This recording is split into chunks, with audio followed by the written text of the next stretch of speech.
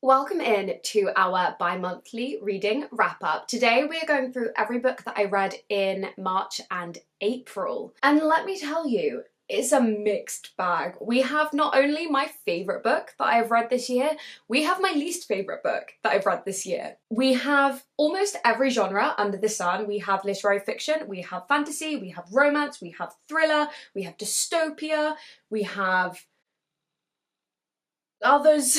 We've got a mix. It is a mixed bag, but I'm excited to talk to you about some of these. And I think for once in my life, I'm not going to do a super rambly introduction and we're just going to get right on in with it and go with the first book that I read in March. Just kidding, I can't remember what order I read any of these in. I'm just going to go with what is closest, which is Daisy Jones and the Six by Taylor Jenkins Reid.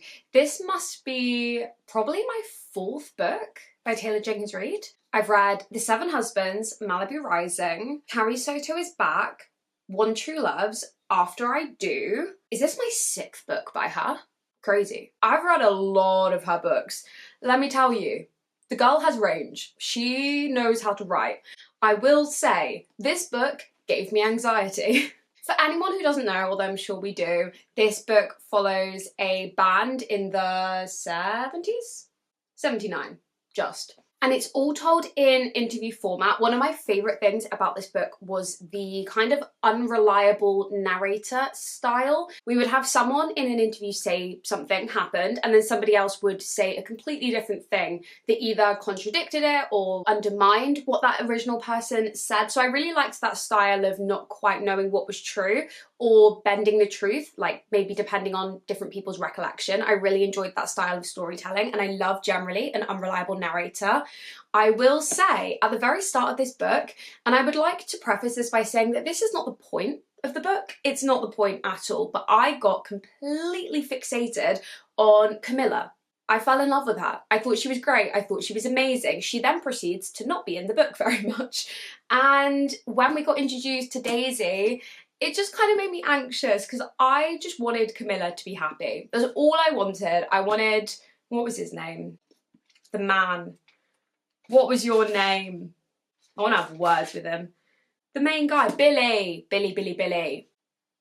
We need to have words. I just wanted Billy to treat Camilla nicely. To be honest, nobody in this book necessarily treats people nicely. This is definitely a cast of characters who make mistakes. They're very human, very vulnerable. The point of this book is definitely not the romance. The point is definitely way more focusing on Daisy and her addiction and like how that affects her and her relationships and her career. Is definitely more to do with that. I did just find the reading experience really anxious for some reason because of how much I ended up loving Camilla, which again is good writing because we start with Camilla and then Daisy comes in and we kind of see all of the catastrophic effects that come throughout the book, but it made me sad at points, but again, that is definitely the point. But I thought this was so well written. As with every Taylor Jenkins Reid book, I just absolutely flew through it.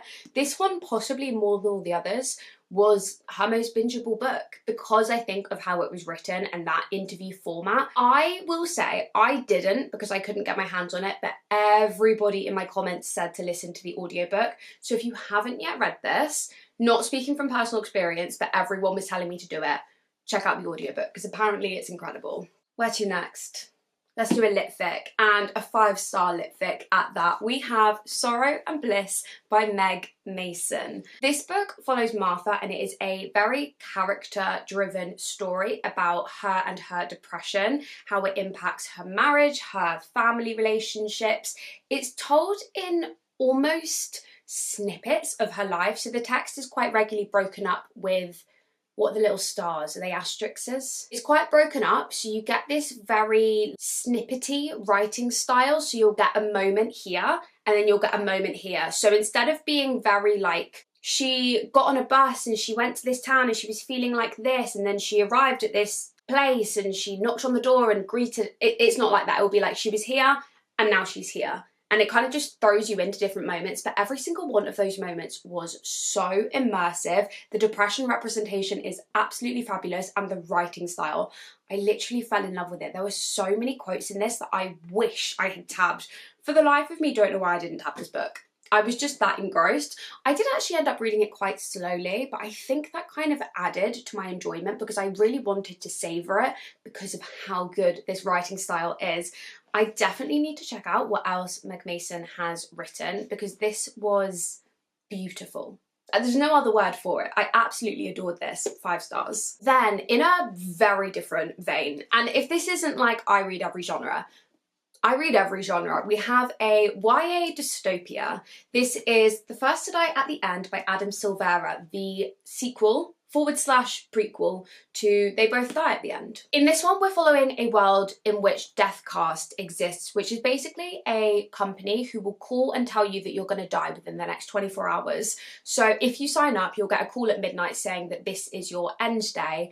And in both books, in the original book, we're following 2 boys, and it's kind of like a sweet YA love story. And then in this one, it was a pretty similar arc, to be honest. We got a few more elements of setup of the company because this one is set on the very first end day, so the day the company's launched. So you kind of see the big launch in New York at midnight, how the company is received, conspiracy theories, and then there's kind of a big secret around how it works. Nobody knows how it works, and we were following the founder throughout. I did think we were going to get answers. It kind of set up at the beginning as to answering some of those questions about how the technology works, because there's this really big like mystery surrounding it, and they were talking about it like we were going to find out. We didn't. I think maybe in a later book we might do. I want to say there's another 1 or possibly 2 coming, but the sort of main story that we were following was again 2 boys. That arc did end up being relatively similar to the first one, but I think if you liked the first one, you'll definitely like the second one. There are differences, and there's like one kind of core key difference, but I can't say what it is without kind of spoiling it. But there is something, there is a twist on the original one. But the kind of arc and the themes are relatively similar. But it's very sweet, super lovable characters. If you want something just a little bit heartwarming, but also like obviously with sad moments, because like spoilers, people do die at the end, then I think this is a very like nice cozy read, but also sad. Do with that what you will. Should we do one of my thrillers next? I really do have every genre here. Which one should we do? I read Behind Her Eyes by Sarah Pinborough. I had heard very, very good things about this. In this one, we are following Louise, David, and Adele. David, oh, I hope I get this right. David and Adele, I think, are married. Louise is having an affair with David. And then Louise and Adele become friends. I don't know why I was hand gesturing all that. You got it. Probably. We kind of have the trope of woman obsessed, which is a love of mine. I do love kind of an obsession story. I really, really enjoyed the writing style of this. I will say the ending, you are never going to guess in a million years. It is outlandish. It is wild. It is crazy. I mean, if you guessed it, I mean, consider me amazed. Like, congratulations, that is a talent. I was not even remotely close. I really thought I knew where this was going. I mean, I'll say the plot twist got me, but it got me. Like, I was never gonna get it, ever. But I really did like the writing style of this. Again, I flew through it. The kind of mix of perspectives, because you get all 3 of their perspectives. Wait, is that true? I might be lying to you. Maybe you only get Louise and Adele. But you get a mix of timelines, a mix of perspectives. It keeps the pace going throughout. So I really enjoyed the writing style of this one, but the ending was absolutely wild. Then, should we do the best book I've read all year? I think we're gonna have to. If you've seen the video, you absolutely know what it is. I read this in March, I think. I truly believe, hand on heart, that this is going to be the best book that I read all year. I really do. And that's a bold thing to say. 3 months into the year. We have so much reading ahead of us. Nonetheless, I don't see a world in which this isn't my favourite book of the year. I hope something comes along that is better, because obviously we always want the books we read to be great. I just don't see a world in which it happens. And that book, of course, is The Nursery. This is my new obsession. I have not shut up about this book. Anytime I see one of my friends, whether they're readers or not, I'm like, you have to read this, you have to read this, it's so good.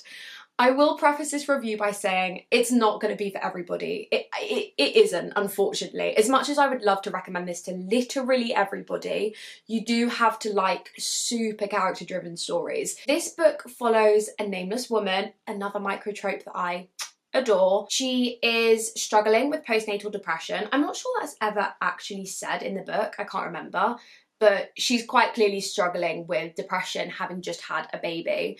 And the entire thing is set in her apartment. She's also, I think, a writer. No, she's a translator. I think she translates Swedish novels, if I remember correctly. So that was just a really gorgeous sort of subplot. But she spends the entire time in her apartment with this new baby that she is really struggling with. She has a lot of feelings of maybe disliking the baby, a lot of very complicated feelings towards her husband and how her life has completely changed and his just hasn't in the same way. The conversations in here about motherhood are gorgeous. They are gory and graphic. It shies away from nothing. It is so hard-hitting. It literally reads like a horror book at points. It depicts motherhood in such a raw and visceral way. It is bleak as anything. The reading experience really reminded me of my year of rest and relaxation. I think if you were a fan of this book, you would be a fan of this one because they're both super character-driven, largely just set in an apartment with mostly just our main character. Very bleak, very depressing, but impeccable writing. I could talk about this book for literally 50 minutes straight. I'm not gonna, because I kind of already did that. I read this in, what video was it? Blindly picking books, reading wrapped up books, I think. So go watch that if you want lots and lots of thoughts. I also read a bunch of quotes. If you want to see my full obsession, go watch that video. But just know this 1000% will be appearing in my best books of the year at the end of the year, but very likely will have spot number 1. Very likely. Again, it's March. Something could top it, hypothetically. Technically, it's possible. Will it? I doubt it. To contrast that, shall we do what was unfortunately my least favourite reading experience of the year? I will say, I'm not giving this like a bad review. I don't think it's a bad book, but the reading experience was horrible. It's actually in the same video as this. I read this directly after this. So if you want to go watch that video, it's a bit of a roller coaster because this book literally made my skin crawl. You know that feeling when you find like a spider on you and then you feel like your whole body has spiders on it and you can't like, you know the feeling? I'm sure there's a word for it, but that feeling. That is what this book made me feel like. It literally is doing it now. It made my skin crawl, which largely is probably what it intended to do. This is a very dark book. In this book, we are basically following a group of women who are drugged and taken to this, I kept calling it a ranch in my reading vlog. I don't know if it was actually that. It was some sort of abandoned place in the middle of nowhere, and this group of women were drugged and had their heads shaved and like locked up and taken to this whatever it was. And we saw the guards who were horrific and did awful things, and kind of it was just how they were treated for, I don't even know how long they were there for, but a long time. And then the thing that connected all of the girls together was they all had sexual scandals with powerful men.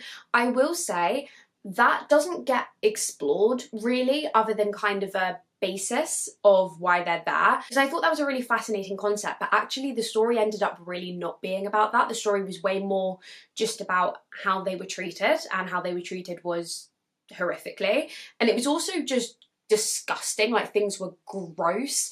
It was like constant descriptions that just made, like, I'm not a massively squeamish person, I'm like a little bit squeamish, but I could like barely read this. I was just grimacing the whole way through reading it. So yeah, I would not go into this light-heartedly. I will say the text is big, the chapters are short. If you want to give it a go, don't go in lightly, but I mean, let me know if you end up picking it up. I have never heard anybody else talk about this book, so I don't really know what the general consensus is, I guess. I don't think it has a whole ton of ratings. I thrifted it ages ago because I think the title and the cover is beautiful. I really love the concept, but the writing just made my skin crawl. Again, probably intentional. It's a dark, horrifying book. It was definitely meant to do that, but it was just a horrific reading experience. I will never reread this. I mean, I don't reread much anyway, but this just did things to my brain, and yeah, that's all I have to say on the matter. If anyone does end up picking it up, please let me know, because I know a couple of you guys said you were interested based on my review. So if you end up picking it up, please let me know your thoughts, but like, be careful. I don't know, check the trigger warnings. All right, let's move on to something that didn't make my skin crawl. Let's do ACOWAR. I finally read this.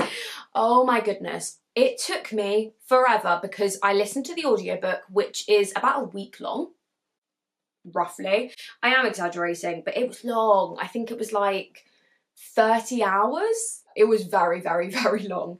That being said, it ended up being my favourite, which I think is kind of controversial because everyone's favourite is the second one. But then a few of you guys on the video said that it was also your favourite, so I don't know. I really liked this one. The last, like, I don't know, 100, 200 pages of this book ended up being my favourite bit of all three books, which is kind of surprising because this book is way more battle and like war and politics heavy compared to the other two, which on paper, not really my thing. Like, I'm not huge into like big battle scenes or anything like that. And largely this book is like the big war book.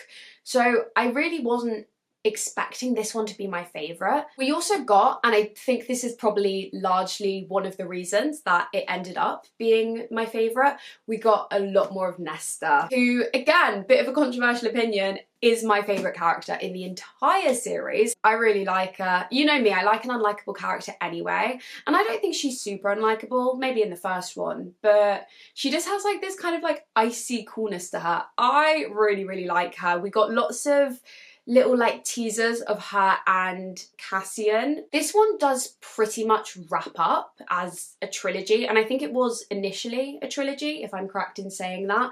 And then obviously there's a little novella and then a mammoth fifth book. I think for now, I don't own the other two. I think for now I'm going to leave the series because it does feel very wrapped up, but I do think I will eventually continue because I've heard the fifth book is Nesta's book. So I don't own the next ones, which is why I'm gonna take a break, because I am pretty much permanently on a book buying ban. I do a lot of thrifting, so if I happen to find them in thrift stores, I will pick them up, but I'm not gonna go out of my way to buy them, if that makes sense. So for now, taking a little break, but eventually will continue because I love Nesta. I love her, she's great. Then for a scavenger hunt, this is one of the most recent books I picked up, we have Talking at Night by Claire Daverly. I ended up giving this one 5 stars as well. It took me a little moment to get into it, and I think that was because we start with the characters when they are 16, I want to say, and the writing style reads a little younger, and then it matures through the years with them, because this book spans probably about 10 years. We're basically following Will and Rosie, and something tragic happens. I do think you can tell within the first few pages what that thing is, but it doesn't say on the back of the book, so I won't say it.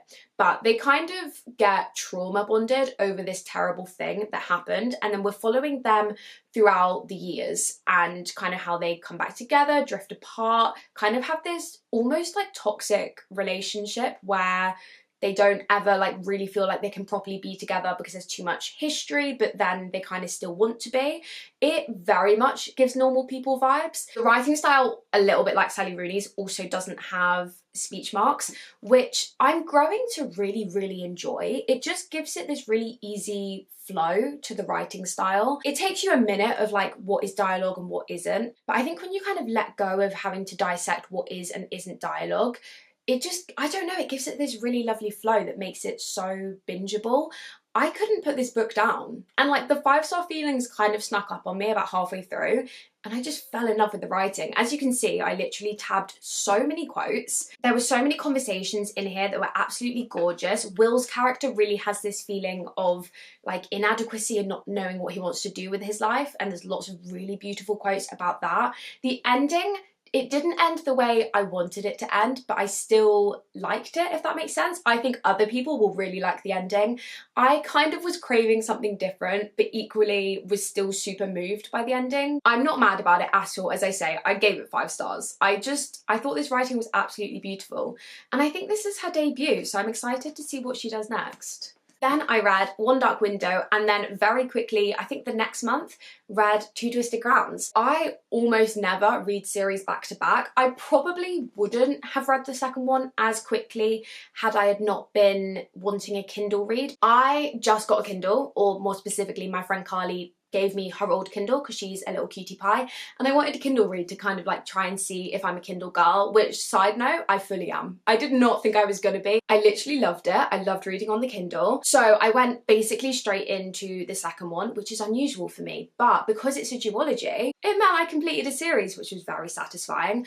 I'm sure we all know what this duology is about, but in case you don't, it is a dark Gothic fantasy surrounding tarot cards, and each one have like different magical powers. Really enjoyed the first one. It moved really quickly. The romance was super fun. It was like vibey, fun fantasy. The second one, the romance in that book took me so left field. Like I hadn't guessed it in the first one, and because it was such a surprise to me, I was literally eating it up. I was completely obsessed with the second couple. I really liked the first couple. I was obsessed with the second couple. Overall, this was such a fun duology, but I think the second one ended up being my favourite. And also quite satisfying that I have finished a series. All right, we have 3 books left. Should we do romance? Is this our first romance? Kinda, yeah. We have The Friend Zone by Abby Jimenez. I read this after a bunch of really, really dark books, and I thought, great, I'm now picking up something happy and fluffy. Kinda. It's not quite as happy and fluffy as I thought it was going to be, but I did adore the writing style. We're following Kristen and Josh. Josh is a fireman, and Kristen makes, if I remember correctly, dog memorabilia. Yeah, she like runs her own business, I think, and she makes like specialized dog stuff, like beds and ramps and clothes, that kind of thing. There is a massive conversation in here about infertility, which was all based on a true story from one of Abby Jimenez's friends, I believe. I think she talks about that in the author's note. I will warn you, do not, if you're going to pick up this book, read the blurb for the second one, because I had already done that, which I hadn't realised at the time, kind of completely spoiled the ending of this one. So if you own the second one, brilliant, just don't look at the blurb, don't look at it. It didn't take away anything from the book. I still felt all of the emotions, but it maybe didn't shock me in the same way, because I've seen people crying at this book, and I think I would have had I not known what was coming, but I had 2 theories, but I did think this was going to happen, and it unfortunately did. So I did kind of spoil the ending for myself, but I literally loved the writing style. The characters are definitely not perfect, and they do have some maybe questionable actions, but overall I thought it was a really lovable cast.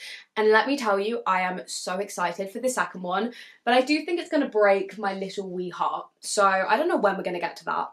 When I get the courage. Probably. Okay, penultimately, we have Mexican Gothic by Silvia Moreno-Garcia. This is a Gothic horror. Yeah, I think it's considered a horror. And we're following a socialite who basically goes to visit her cousin because her cousin sends her a very strange letter and she can tell something's wrong. So she goes to visit this like Victorian mansion, and the man that her cousin has married and kind of his whole family, and they are very, very strange. And it's kind of like a mystery. She's trying to figure out what's going on. The first probably 80% of this book is very slow. It's very like atmospheric, and it was a lot slower than I was expecting. And then the last 20% of this book is like manic. Like everything happens in the last 20%. It goes very strange, but equally there were really great conversations in this that were kind of quite subtly embedded, subtly at the start, and then they're quite prominent towards the end. But I wasn't really expecting those conversations, but they were actually really well done and really well written. The writing style is absolutely gorgeous, but you do have to be aware that it is a much slower pace than I was maybe expecting. But the characters, well, not all the characters, the main character is lovable. She's a really rootable character, that's not a word, but like you really end up rooting for the main character. And there's maybe like one or two others who you quite like, and then everyone else is horrible. It's a very gorgeous, like quite feminist, I would say, storyline, but just be aware that it is atmospheric and it does start quite slowly. But then the payoff at the end, that is a very like fast, upbeat ending. I'm gonna have to start vocal warm-ups before I do these. Someone commented the other day being like, you're losing your voice in like every other video. And yeah, I think I'm gonna have to start doing vocal warm-ups because I end up talking for like 50 minutes straight. Don't worry, I edit them down so you guys don't have to listen to me for 50 minutes, but it can't be good for the vocal cords. Anyway, we're at the last book and our last read is The Teacher by Freida McFadden. This is my, I think, second Freida McFadden book. I read The Housemaid and I think this is the second. This one is a lot harder to read because of the themes, I guess. We're following, who are we following? Eve and Addie. Eve works at a high school, she's a teacher, and her husband is also a teacher, and then Addie is a student.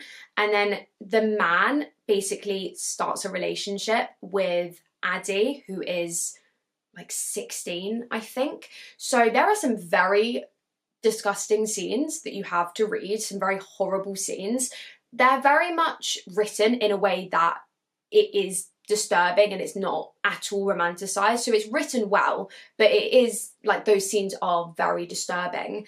And then we kind of get this arc throughout the book that ends in like quite a satisfying way, although I will say the plot twist at the end, I had to Google it after I'd finished because it is, I mean, insane. It's really, really insane. I can't explain why without going into full spoiler territory, which I did do a spoiler section in the reading vlog. So if you have read this and you want to see thoughts, this is in, I think, another reading wrapped up video. I did 2 of them within the last 2 months. It's in one of them. So if you want to see like a few spoiler sections, go watch that. It's all like labelled, so you won't get spoiled if you don't want to. Yeah, I can't really say without spoiling it, but I did have to Google the plot twist to double check that I understood it correctly. But I did absolutely fly through this. As with all of her books, she just knows how to write something quick paced, like just the structure of it, the tiny chapters, the changing of perspectives. She just knows how to write a bingeable book. And binge it I did. I think I read this in literally 2 days, and I'm excited to read more of her books because I've still got, I think, a couple on my TBR. Right, that is us done. We read 1, 2, 11, 12, 13 Two Twisted Crowns. We read 13 books in the last 2 months. ACOWAR I'm actually counting as 2 books because of the insane length of it, so we're going to call it 14 books to make myself feel better, okay? Or should I do a top 3? I sometimes do that. I think top 3 I would have to go for these. Talking at Night, The Nursery, and Sorrow and Bliss. Please pick this up. If you're new, please subscribe. I would love to have you. We have some fun reading vlogs coming out in the next month. I actually have more reading vlogs planned this month than usual, so the next wrap up is probably going to be crazy. There's probably going to be a lot of reading happening, so stay tuned for that. Subscribe if you haven't already, like the video, comment, all that fun stuff, and I will catch you in the next one. I love you. Goodbye.